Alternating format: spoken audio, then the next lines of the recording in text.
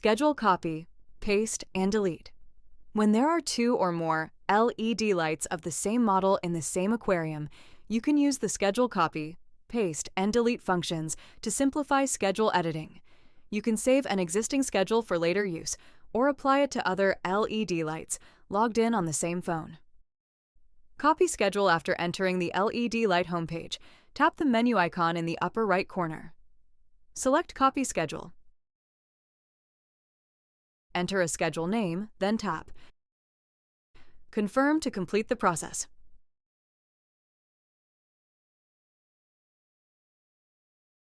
Paste schedule after entering the LED light homepage. Tap the menu icon in the upper right corner. Select Paste Schedule. Choose the schedule you want to apply, then tap Confirm to complete the process.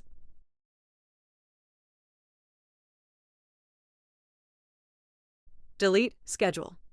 Each phone can store up to 5 schedules. You can delete schedules you no longer need to free up storage space. After entering the LED light homepage, tap the menu icon in the upper right corner. Select Delete Schedule. Choose the schedule you want to delete, then tap Confirm to complete the process.